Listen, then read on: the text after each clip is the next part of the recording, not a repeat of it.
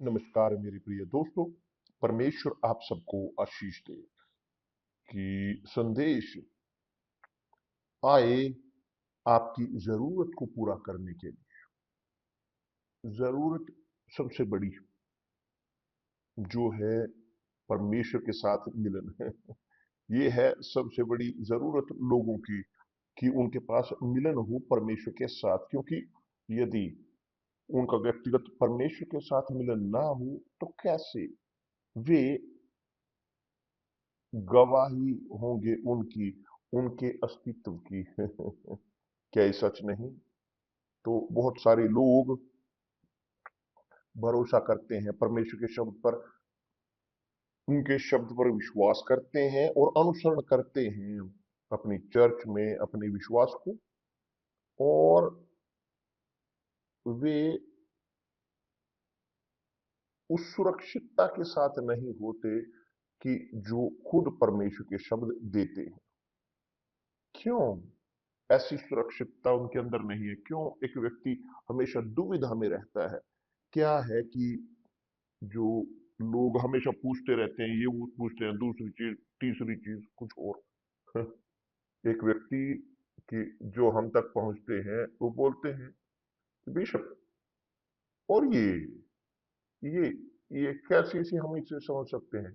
और हम एक्सप्लेन करते हैं, तो आते हैं एक और प्रश्न के साथ, तो हम एक्सप्लेन करते हैं और एक और दुविधा होती है, और ये ऐसा कुआं कि जिसकी कोई तलहटी नहीं, समाधान नहीं होता उनकी दुविधाओं का। और ये बहुत ही साधारण है, बहुत ही नेचुरल नेचुरल सब लोगों की, कि जिनको अभी भी उनका मिलन, या जिन्होंने व्यक्तिगत तौर पर परमेश्वर को नहीं जाना, नहीं उस मिलन को ग्रहण कर पाए। प्रभु यीशु ने इस प्रकार कहा, ये बेहद ही महत्वपूर्ण है। उसने कहा इस प्रकार अपने शिष्यों को कि वो स्वर्ग में जाने से पहले, स्वर्गारोहण से पहले, उसने कहा अपने शिष्यों को इस प्रकार,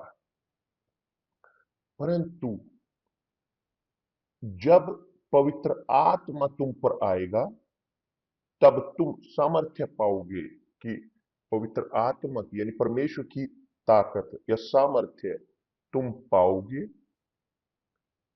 कि जो तुम पर आएगा वह पवित्र आत्मा का सामर्थ्य, वह तुम पर आएगा। और तब उसने जारी रखा, और तुम मेरे गवाह होगे, तुम मेरे गवाह होगे। तो जब एक व्यक्ति ग्रहण करता है पवित्र आत्मा को, पवित्र आत्मा की मोहर को, उनकी सील को, बपतिस्मे को, पवित्र आत्मा के जो आग का बपतिस्मा है, जब एक व्यक्ति ग्रहण करता है परमेश्वर की आत्मा को, वे किसी दुविधा में नहीं रहते परमेश्वर के शब्द को लेकर। उनके अंदर कोई दुविधा नहीं रहती। वो इस प्रकार नहीं रहते कि ये क्या है, वो क्या है, ऐसे वैसे इत्यादि। ये होता है उन लोगों के साथ जो पवित्र आत्मा ग्रहण करते हैं। और स्पष्ट है, ग्रहण करने के लिए पवित्र आत्मा को एक व्यक्ति को योग्य ठहरने की जरूरत नहीं, या निर्भर रहने की योग्यताओं पर, उस पर, उसके साथ कोई ग्रहण नहीं करेगा, मगर निर्भर करता है विश्वास पर। विश्वास, भरोसा। और जब एक व्यक्ति विश्वास करता है, वो समर्पण करते हैं, वो देते हैं, वो अपने आप को उड़ेलते हैं, उसमें डूबते हैं वो, उसमें कि जिसमें वो विश्वास करते हैं कि जो हम यहाँ पर बोल चुके हैं बहुत, जो है शादी। तो जब हमने शादी की, मैंने अपने आप को समर्पण किया, अपने प्राण आत्मा शरीर के साथ एस्तर के लिए डूबा, वो भी डूबी इस प्रकार। तो जब है इस प्रकार का सिंसियर समर्पण, वास्तविक, पारदर्शी, तो कोई रास्ता नहीं कि गलत हो, परमेश्वर के साथ भी अलग नहीं।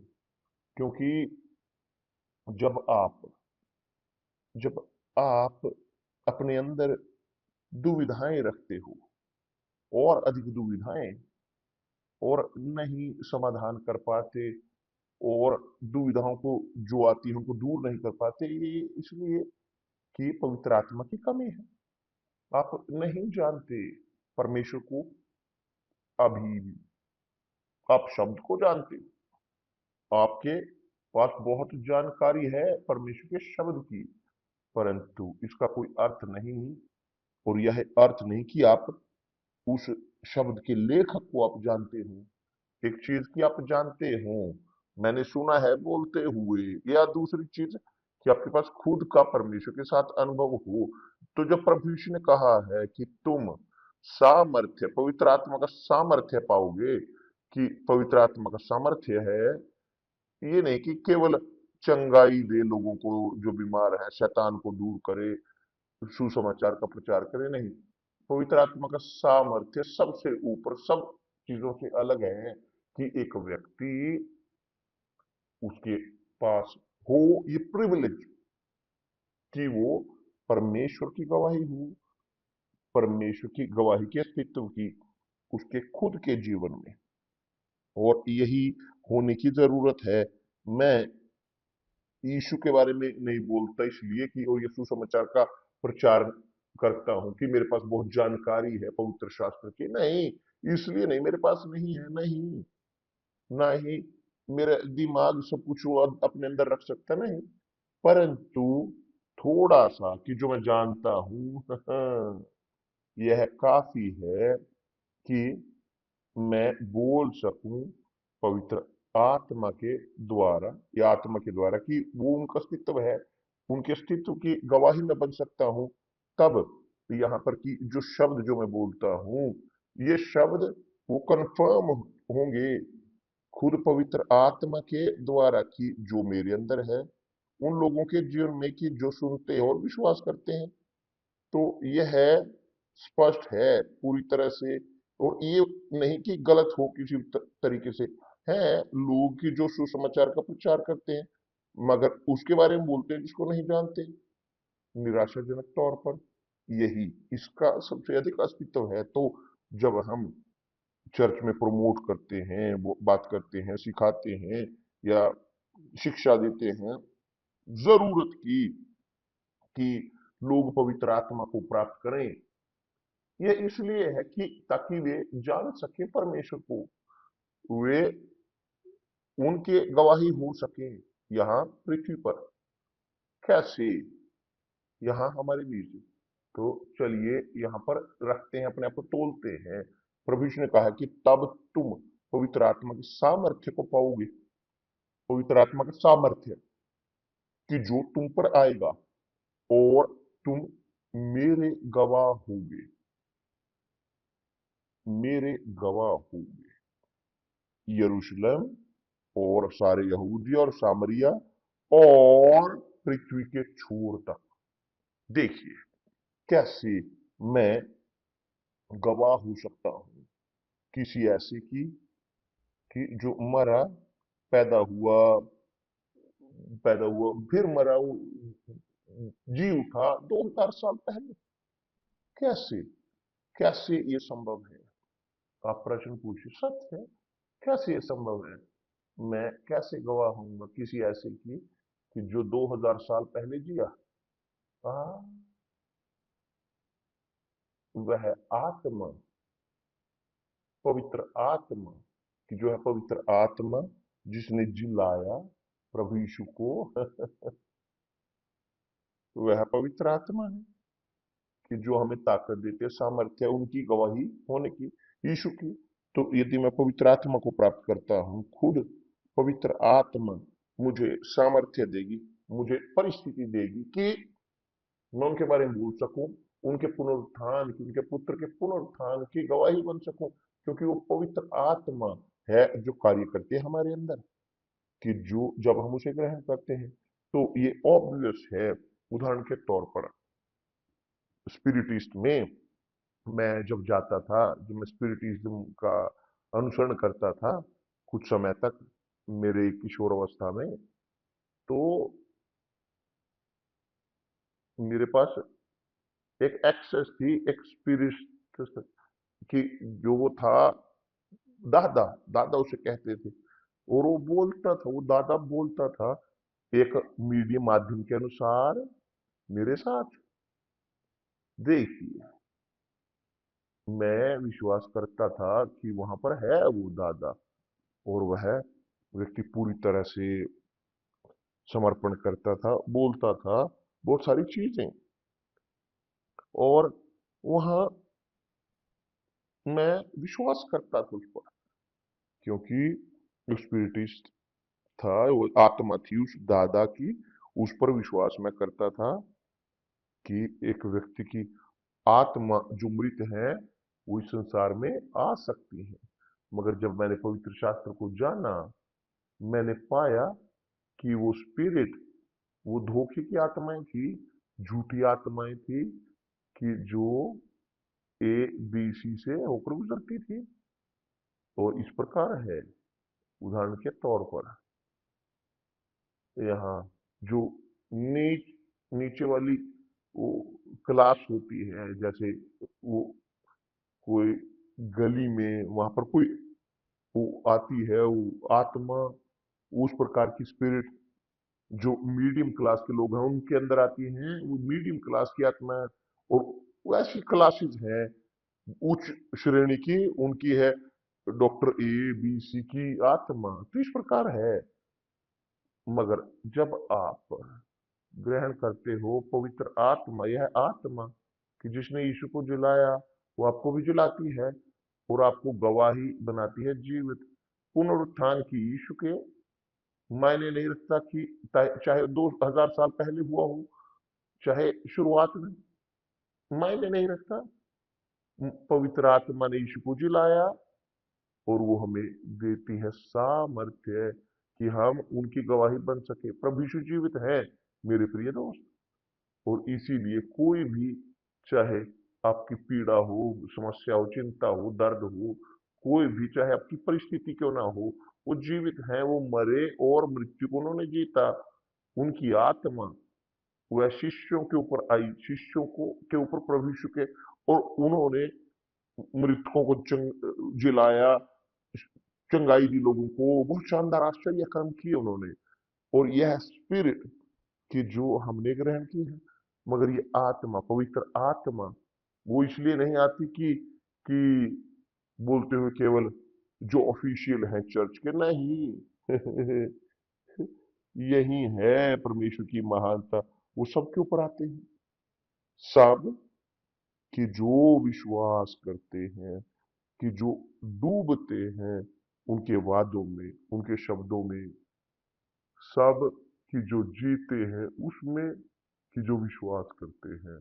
और विश्वास करते हैं क्योंकि पवित्र आत्मा आती है उनके ऊपर। देखिए, जब वो आती है वास्तविक तौर पर, और जब नहीं आती, तो एक व्यक्ति, उसके पास वो सामर्थ्य नहीं है उनकी गवाही होने की, क्योंकि पवित्र आत्मा नहीं है। और यदि उनके पास सामर्थ्य नहीं है प्रभु यीशु की गवाही होने का, प्रभु यीशु के पुनरुत्थान का, उनके पास कोई सामर्थ्य नहीं। उनकी जिंदगी एक असंतुलित है, असंतुलन, क्योंकि अभी एक्सेस नहीं है अभी भी परमेश्वर की आत्मा तक, पुनरुत्थान की आत्मा तक, जीवन की आत्मा तक। और इसीलिए प्रभु यीशु कहते हैं, उन्होंने कहा निकोदेमुस को, देखिए निकोदेमुस, जो नहीं पैदा हुआ जल और पवित्र आत्मा से, तो वह परमेश्वर के राज्य में प्रवेश नहीं कर सकता। जो शरीर से पैदा हुआ शरीर है, परंतु जो पैदा होता है पवित्र आत्मा से, यह है कार्य परमेश्वर का। केवल वो ये कर सकते हैं, केवल वो पैदा करते हैं एक नई रचना को, केवल वो पवित्र आत्मा। और यह वह करते हैं तब जब एक व्यक्ति समर्पण करता है अपने आप को। वे अपने आप को उपलब्ध कराते हैं अपने जीवन के साथ, उनके सारे सपनों के साथ। वो रखते हैं सब कुछ वेदी पर, वो रखते हैं उनकी जिंदगी वेदी के ऊपर, वो रखते हैं यीशु को पहले स्थान पर। पहले अपने माता पिता से, अपने बच्चों से, अपने नातों पोतियों से, परिजनों से, अपने सफलता से, पैसे से, नाम से, रेपुटेशन से, वे रखते हैं सब कुछ वेदी के ऊपर, कि दूसरे शब्द में वो वहां पर उड़ेलते हैं अपने आप को पूरी तरह से, अपने आप को पूरी तरह से अपनी सब व्यर्थताओं से, अपनी खुद की मैं से वे दूर करते हैं। कि वही अब्राहम ने जो किया, अब्राहम ने ये किया। अब्राहम वो वहां पर उत्तेजित था कि उसका पुत्र हो। जब उसका पुत्र हुआ तो उसने अपने परमेश्वर ने उसके पुत्र को मांगा तो वो लेकर गया, मजबूत स्वस्थ उस बच्चे को वो लेकर गया। उसने सोचा भी नहीं, मोरिया पर्वत के ऊपर वो लेकर गया। क्या हुआ? परमेश्वर ने अनुमति नहीं दी, क्योंकि परमेश्वर नहीं चाहते थे खून को, इसहाक के रक्त को। वो चाहते थे हृदय को अब्राहम के। और अब्राहम ने दिया अपना हृदय। अब्राहम ने दिखाया कि वो उन पर विश्वास करता है। और यह है विश्वास कि जो एक अंतर पैदा करता है लोगों और लोगों में। एक व्यक्ति पवित्र आत्मा को तब समर्पित अब ग्रहण करते हैं जब पूर्ण समर्पण होता है। जब तक वो नहीं होता, नहीं है वो वफादार हो सकते हैं अपनी भेंटों में, अपने दशमांश में, हो सकता हो चैरिटी करते हो, भलाई करते हो, चाहे जो भी वो हो। मगर यदि वे समर्पित नहीं करते सब कुछ कि जो उनके अंदर है, उनके पूरे हृदय में, वे उसे ग्रहण नहीं कर सकते पवित्र आत्मा को। प्रभु यीशु ने कहा कि पिता वह हमें अपनी आत्मा यानी पवित्र आत्मा नाप नाप कर नहीं देते। दूसरे शब्दों में वो कह रहे थे कि यदि पिता को माप कर नहीं देते पवित्र आत्मा को, आपको लगता है कि आप ग्रहण करोगे उन्हें नाप कर 80%, 90% या 99%? नहीं, ये 100% है। कुछ भी पीछे नहीं रह सकता, कुछ भी, पूर्ण तौर पर कुछ भी नहीं।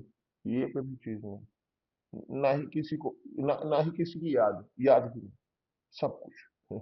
जब एक व्यक्ति अपने आप को उपलब्ध कराता है या समर्पण करता है तब जी, क्योंकि परमेश्वर जानते हैं, परमेश्वर जानते हैं कि कौन सब कुछ समर्पित कर रहा है अपने जीवन को और कौन नहीं। जो समर्पित कर रहा है एक हिस्सा अपने जीवन को तो वो जानते हैं। और वो है कि जो आते हैं प्रभु यीशु हैं जो बपतिस्मा देते हैं पवित्र आत्मा के साथ, और वो जानते हैं हृदयों को, मन को, दिमाग को, विचारों को, प्रोजेक्ट को, इंटेंशंस को। तो कोई लाभ नहीं कि एक व्यक्ति चाहे धोखा उन्हें देना, कोई कोई लाभ नहीं। और यहाँ पर आते हैं वो प्रश्न कि जो नहीं रुकते, बिशप मैं इतने साल से चर्च में 50 साल से नहीं ग्रहण की, ना ही ग्रहण करोगी जिस तरीके से आप हो। क्यों?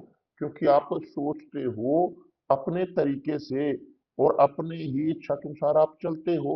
आप उसके अनुसार नहीं चलना चाहते जो परमेश्वर की इच्छा है। वह इस प्रकार के लोग, वह इस प्रकार के आभूषण या वो खजाना कि जो आपके पास है छिपा हुआ अपने हृदय की गहराई में, आपने उसे नहीं रखा परमेश्वर के हाथों में, तो आपके पास ग्रहण करने का अधिकार नहीं पवित्र आत्मा को प्राप्त करने का।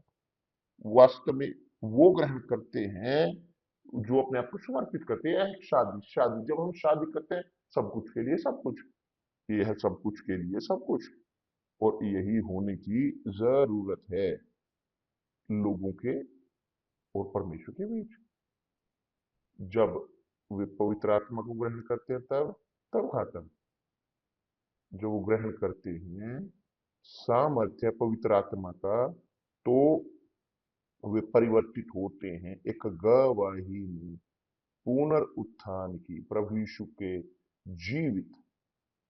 तो मैंने देखा, मैं जानता हूं यीशु को, मैं बोलता हूं उसके बारे में जिसको मैंने देखा। एक चीज है कि जो लिखा है, एक चीज की जो इसको मैंने देखा है प्रभु यीशु। तो हमें पवित्र आत्मा इसीलिए हमें देते हैं ताकि लोग उनकी गवाही हो सके उनके पुनरुत्थान की। एक खुद व्यक्ति वो उनकी गवाही होता है। और यही हुआ प्रेरितों के साथ, सब उनके साथ कि जिन्होंने एक दिन ये इस अनुभव को ग्रहण किया, पवित्र आत्मा के बपतिस्मे को। और हम यहीं पर रुकते हैं, कल हम इसके बारे में और अधिक बात करेंगे। मगर इसके अलावा 10 दिसंबर से हम शुरू करेंगे दनियाल के उपवास को 21 दिन, 10 से 31 दिसंबर तक